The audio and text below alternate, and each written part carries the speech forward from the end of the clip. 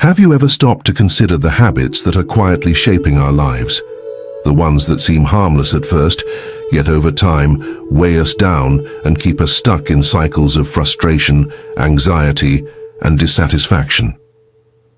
Buddhism offers profound insight into how the mind works, teaching us that much of our suffering arises from attachment, the habits, thoughts, and patterns that we refuse to let go of. These attachments are like chains that bind us, keeping us from experiencing true peace and happiness. So, what if the key to a peaceful, fulfilled life isn't in adding more to our plate, but in letting go of the things that weigh us down? The habits that we unconsciously hold on to, thinking they're helping us, but in reality they're keeping us stuck in a loop of stress and dissatisfaction. In this journey, I will share with you 10 habits that might be keeping us from living a life of freedom and fulfillment. With wisdom drawn from the teachings of the Buddha, we'll uncover the habits we must release to find the peace, clarity, and contentment we've been searching for. Are we ready to let go of what no longer serves us? Habit 1. Clinging to the past. It's tempting to look back at the decisions made, the relationships that shaped us, the moments that defined the course of life. Holding on to these fragments feels safer, doesn't it? But in doing so, the present slips away unnoticed, like water flowing past the fingers without a grasp. The mind often returns to past places, replays the same conversations and scenarios, as though by reliving them something might change. But the truth is clear. The past is gone, and no amount of reflection can bring it back. The more time spent clinging to these moments, the further away they drift. The Buddha's wisdom speaks directly to this attachment. He taught that everything is impermanent. What was true yesterday may no longer hold any meaning today. But this truth can be hard to accept. Often, it's easier to linger on what's familiar than to accept the unknown, to let go of the story that once defined the present. We cling to it because it feels like home, even if it no longer serves us. Imagine the end of a relationship. There was a time when it brought joy, meaning, and connection. After the breakup, the memories are all that remain, and it's easy to fall into the trap of reliving those moments, wishing things had gone differently. But all of this only deepens the wound, because what is being clung to no longer exists in the present moment. It's a faded echo, not a reality. By focusing on the past, the beauty of what's in front of us is missed. Rather than holding tightly to the past, we should accept that all things, both good and bad, are fleeting. Each moment is precious not because it is permanent, but because it is transient. The Buddha said, "You only lose what you cling to." The past, however painful, is no longer yours to shape or hold. What remains is the power of the present, the space to heal, and the freedom to move forward. To let go is not to forget. It is simply to release the weight that anchors the heart. It's like trying to hold on to water in your hands. No matter how tightly the fist closes, the water slips through. The cycle of life is not meant to be controlled, but to be lived. So, let go. Release the burden of the past and open yourself to the unfolding of the present. In letting go, there's space for new experiences, new lessons, and new growth. And in doing so, the past becomes a memory, not a prison. Habit 2. Fearing change. Many of us fear change. Change brings uncertainty, and uncertainty often feels like standing at the edge of a cliff, the ground beneath trembling, the future unknown. It's natural to want to hold on to what is familiar, to cling to the comforts of routine, even when those routines no longer serve. But life, in its ever-moving nature, is nothing but change. The trees do not resist the wind, the river does not resist its course. They move, they flow, they adapt. So too must we. In life, change is the only constant. We age, relationships evolve, careers shift, and even our desires transform. Yet so often we try to resist it, fearing that the unknown might be worse than what we already know. This fear creates suffering. a suffering that arises when one battles against the natural flow of life. Think of a time when change knocked on the door, a job opportunity that seemed risky, a move to a new place, or perhaps a decision to leave behind something or someone familiar. The fear of change might have been overwhelming, as if stepping into the unknown would bring disaster. But what if, instead of fearing change, we embraced it? The Buddha taught that fear is a product of attachment, the attachment to what we know, to the idea of control, to the illusion of stability. In truth, stability is a fleeting illusion. Just as a tree cannot stop the seasons from changing, we cannot stop the world from shifting around us. But what we can control is how we respond to change. Consider the story of a monk who, after years of practicing in the serene mountains, was invited to live in the bustling city. At first, the monk resisted, overwhelmed by the noise, the crowds, and the fast-paced life. He feared that such an environment would disrupt his peace, his clarity, his very essence. Yet over time, he realized that the city offered him something the mountains could not, an opportunity to practice mindfulness in the midst of chaos. The monk learned that peace doesn't come from avoiding change, but from embracing it fully, accepting it without resistance. His practice deepened, and so did his understanding of the impermanence of life. Change, when faced with acceptance, brings growth. It is in those moments of discomfort that transformation happens, when the old is shed and the new is born. It's like a butterfly emerging from its cocoon. The process is messy, painful even, but it is the only way to truly evolve. Buddhism teaches that in order to let go of fear, one must cultivate mindfulness and awareness. When the mind is present, it can see change for what it truly is, an opportunity, not a threat. Each new challenge, each change is a lesson to be learned, a step toward greater wisdom. So the next time change comes knocking, and it will, instead of resisting it, step forward. Step into it with the understanding that it is part of life's dance. The fear will dissolve, and in its place there will be the freedom to grow and to thrive, which are impossible. Habit 3. Living with anger. Anger is one of the most destructive forces that can grip the human heart. It's like a fire that starts with a small spark, but if left unchecked, grows into an uncontrollable blaze, consuming everything in its path. Most of us have felt its burn, an instant rush of heat, a tightening in the chest, a surge of energy that seems to demand action. It may feel justified in the moment, but anger has a way of poisoning the mind, clouding our judgment and eroding our peace. In the Buddhist teachings, anger is seen as one of the 3 poisons, along with greed and ignorance, that trap us in cycles of suffering. The Buddha taught that anger does not harm the person it's directed at, but rather it harms the one who holds it. Holding on to anger is like holding a burning coal in your hand with the intent of throwing it at someone else. You only burn yourself in the process. Think of anger as a cloud darkening the sky of our minds. In that clouded state, clarity and wisdom are lost, and all actions become reactions. When anger is allowed to fester, it clouds the lens through which we see the world, distorting our perception and leading us to act out of impulsive emotion rather than rational thought.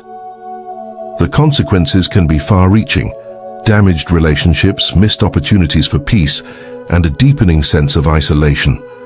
But the Buddha also offered a path to freedom from anger. The antidote to this poison is mindfulness and compassion. When faced with anger, the first step is to become aware of it. Recognize the sensation in the body, the heat rising, the tension in the muscles, the sharpness of the thoughts. Mindfulness allows us to pause before reacting. It's the space between the trigger and the response. Instead of letting anger dictate our actions, we can choose a more measured response, one rooted in awareness rather than impulse. Instead of reacting instantly, we should practice compassion. When we practice compassion, we begin to see the suffering behind the actions of others. Anger often arises from a perceived injustice, a violation of our expectations, or a sense of hurt. But in those moments, it's important to remember that others, just like us, are human.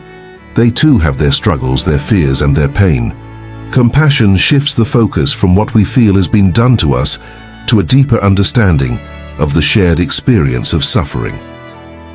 In the words of the Buddha, "You will not be punished for your anger, you will be punished by your anger." Anger traps us in a cycle of reactivity. The more we indulge it, the stronger it grows until it controls us. When we release anger by acknowledging it, understanding its roots, and responding with compassion, we liberate ourselves. It's as if we've let go of a heavy burden, and the heart begins to soften, the walls around it begin to crumble. Through the practice of mindfulness and compassion, the heart becomes lighter, and peace begins to settle in. The Buddha's teachings remind us that anger is not a natural state. It is an emotion that arises, but it doesn't define who we are. With practice, one can transform anger into understanding, frustration into acceptance, and suffering into wisdom. Habit 4: procrastination. It is a silent thief, making us believe that we can always do it later, that we can wait for the perfect moment to begin. Tomorrow becomes a mantra. Tomorrow I'll start, tomorrow I'll change, tomorrow I'll take action. But tomorrow is a fleeting illusion.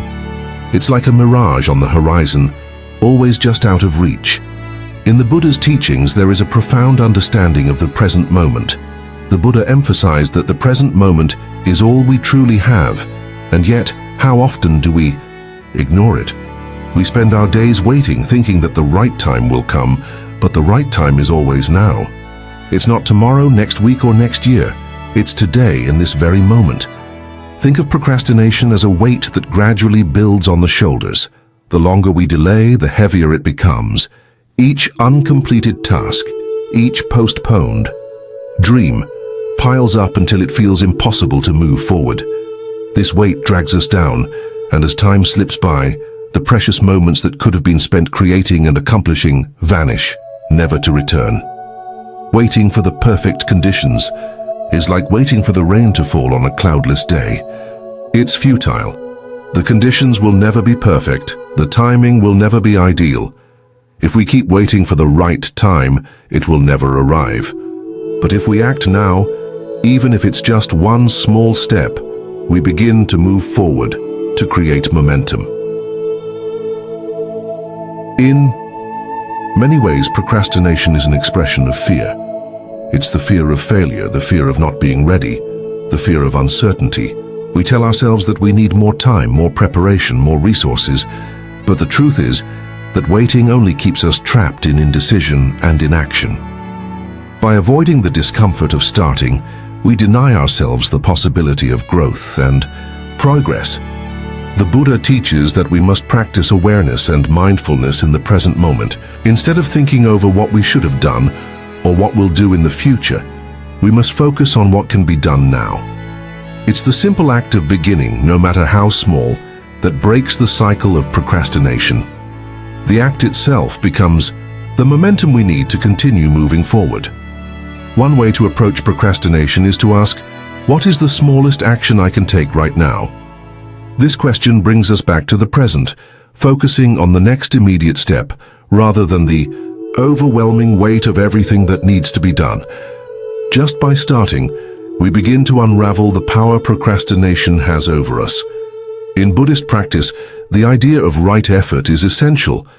This effort is not about striving or forcing, but about aligning our actions with our intentions.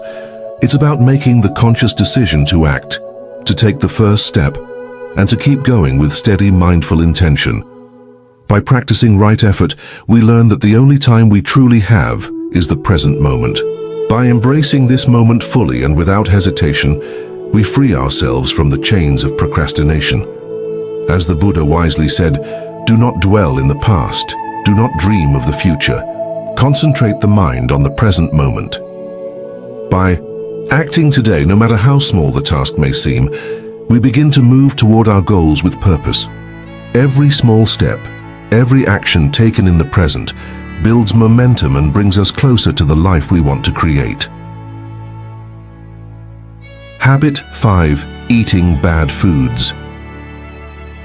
The food we consume is not just fuel for the body, it's nourishment for the mind and spirit as well. What we choose to eat affects every part of us. The connection between what we eat and how we feel is clear. When we feed our bodies poorly, we also feed our minds with sluggishness, irritability, and discontent. Imagine a stream of water flowing smoothly, clear and calm. When it encounters an obstacle, it slows down and becomes murky. In Buddhism, this understanding is central to the teachings on mindfulness and moderation. The same happens with the mind when we consume unhealthy, overly processed, or indulgent foods. These foods, though momentarily satisfying to our senses, create a kind of mental fog. Our thoughts become cloudy, our energy drains, and our ability to think clearly diminishes. It's not just our bodies that suffer. Our minds become burdened, weighed down by the effects of what we've eaten. The Buddha, in his teachings on the Middle Way, emphasized the importance of moderation in all things, including food. He didn't encourage extreme deprivation or indulgence, but rather a balanced approach, eating enough to nourish the body but never to excess. The act of eating should be an intentional one, done mindfully, with awareness of how it impacts our energy, our mood, and our overall well-being.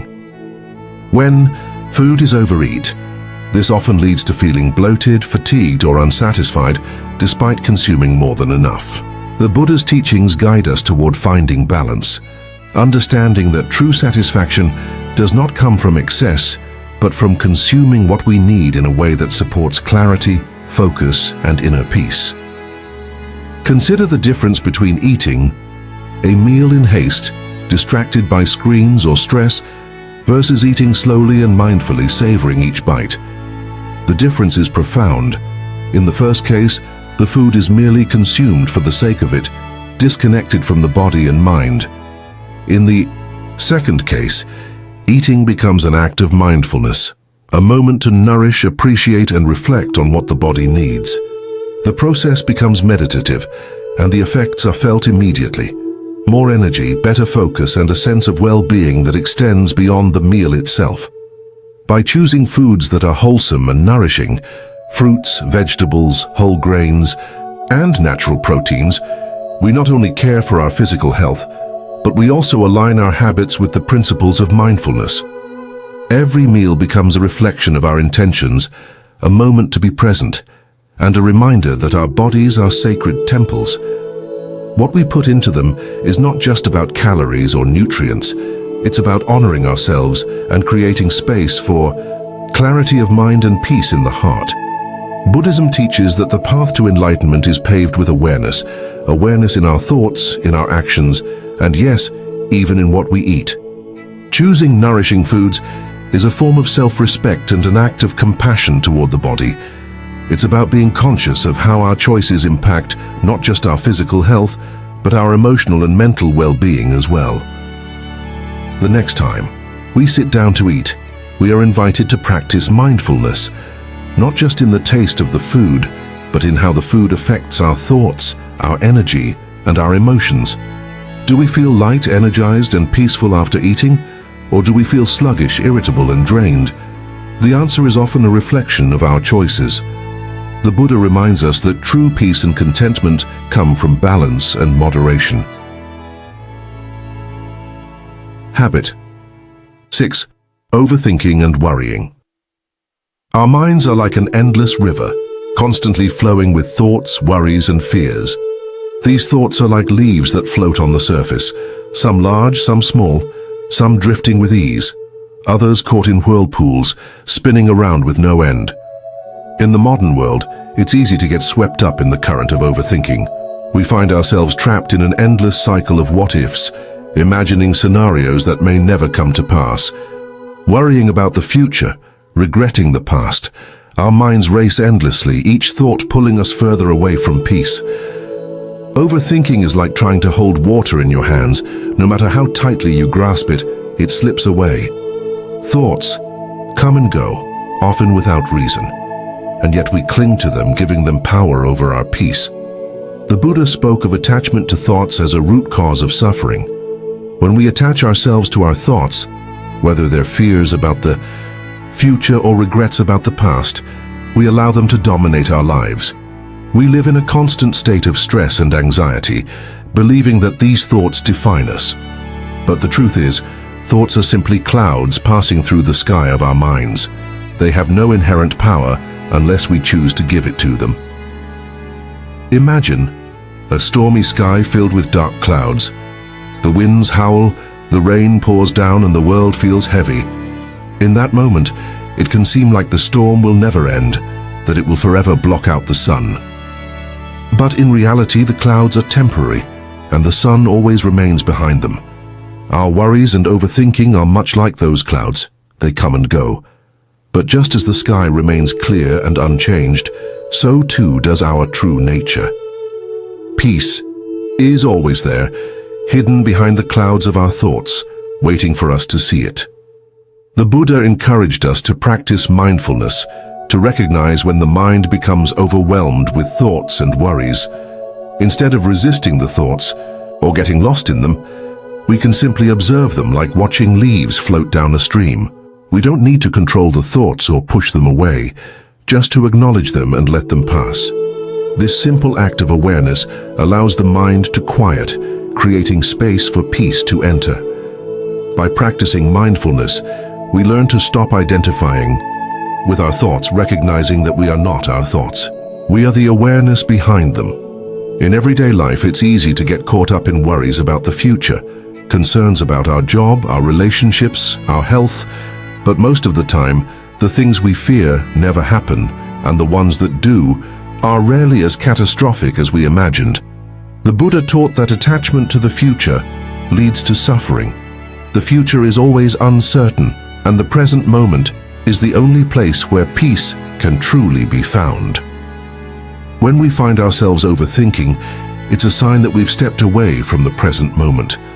We've lost touch with the now. To bring ourselves back, we can practice simple grounding techniques, taking a deep breath, focusing on the sensations of our body, or observing the world around us. These small acts of mindfulness reconnect us with the present moment, where we can find clarity and stillness. The Buddha also taught about impermanence, that all things, including our worries, are transient. Just as a storm will eventually pass, so too will our anxious thoughts. By embracing the fleeting nature of our worries, we can let them go, knowing that they hold no lasting power over us. With practice, we can train our minds to release the grip of overthinking and worrying, returning again and again to the peace that resides in the present moment. Overthinking and worrying are part of the human experience, but they don't have to control us. By practicing mindfulness, letting go of attachment to our thoughts and embracing the present, we can free ourselves from the prison of endless thinking. Habit 7. Seeking external validation. In a world that constantly feeds us images of perfection and success, it's easy to fall into the trap of seeking approval from others. We chase after compliments, likes, and recognition, hoping that the opinions of others will define our worth. But the truth is, this search for validation is like searching for a reflection in a broken mirror. It never shows the full picture, and it can never truly satisfy. In Buddhism, the Buddha taught that true happiness and contentment come from within, not from external approval. Seeking validation from others is like trying to fill a cup with water from a leaky bucket. No matter how much we pour in, it will never be enough. The more we rely on others to define who we are, the less we connect with our own true nature. We become like chameleons, changing our colors to blend in with the expectations of those around us, losing sight of our authentic selves in the process. Imagine a flower in a field, standing tall and vibrant. It doesn't need the approval of anyone to bloom. It simply exists, rooted in the earth, growing in the sun, nourished by the rain. Its beauty is not dependent on whether others admire it or not. Similarly, our worth is not determined by external recognition. It comes from the quiet confidence that we are enough, just as we are. The Buddha taught that external things are impermanent, and so is the validation we receive from others. A compliment may feel good in the moment, but it fades. A harsh criticism may sting, but it passes as well. These external factors are like clouds in the sky. Sometimes they obscure the sun, but they never last. True peace comes from learning to accept ourselves, independent of external approval. When we seek validation from within, we stop chasing after fleeting praise and start embracing the deep, unshakable sense of worth that resides in our own hearts. The act of seeking external validation can create a cycle of dissatisfaction. The more we depend on others to tell us we are worthy, the less we trust our own judgment and intuition. We begin to question our decisions, our actions, and our choices, constantly looking outward for reassurance. This leads to insecurity and confusion, and we can become lost in the opinions of others. To break free from this cycle, we must turn inward. The Buddha encouraged the practice of self-reflection and mindfulness, reminding us to cultivate our inner wisdom and self-compassion. Instead of looking for validation from the outside, we can ask ourselves, am I at peace with who I am? Do I accept myself as I am, with all my strengths and imperfections? These questions bring us back to the truth that we are whole and complete, just as we are. This doesn't mean that we stop caring about the opinions of others. It simply means we stop letting those opinions define us. We begin to understand that our true worth is not measured by the approval of others, but by the peace and acceptance we have within ourselves. When we seek validation from within, we connect with a deeper sense of self, one that is unshaken by praise or criticism, one that is rooted in a quiet knowing that we are enough. To let go of the habit of seeking external validation, we can start by practicing gratitude for who we are, independent of what others think. By appreciating ourselves for our unique qualities and strengths, we can learn to celebrate our own existence without needing constant affirmation from the outside world. When we begin to live from this place of inner peace, the external validation we once sought becomes unnecessary, and we experience true freedom. The Buddha's wisdom teaches us that true contentment lies not in the approval of others, but in the acceptance of ourselves. When we stop seeking validation from the outside, we free ourselves from the chains of comparison and judgment. We begin to see ourselves as we truly are, perfectly imperfect, deserving of love and peace, regardless of what anyone else may say. Habit 8. Clinging to material possessions. In today's world, we are constantly surrounded by the pull of materialism. We work tirelessly to acquire possessions, whether it's the latest technology, designer clothes, or a bigger house, believing that these things will bring us happiness and fulfillment. We often tie our self-worth to what we own, thinking that the more we have, the more successful and content we will be. But as many have learned, the pursuit of material possessions often leads not to lasting happiness, but to anxiety, dissatisfaction, and a sense of emptiness. Buddhism teaches that attachment to material things is one of the main causes of suffering. The more we cling to possessions, the more we become bound by them. Like a traveler burdened with too much luggage, we struggle to move freely through life. Each possession we accumulate weighs us down, taking up space in our minds and hearts, leaving us with little room for what truly matters. Imagine a person who fills their life with endless objects, expensive gadgets, luxurious clothes, extravagant homes. But despite all their wealth, they feel unfulfilled. No matter how many new things they acquire, there's always a sense that something is missing.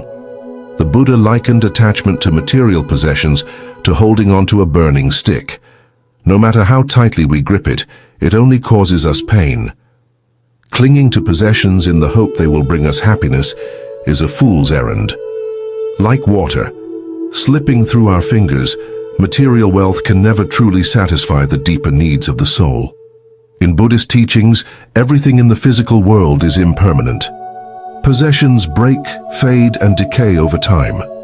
What we hold so tightly today may be lost tomorrow, By clinging to material things, we attach ourselves to something fleeting and unreliable.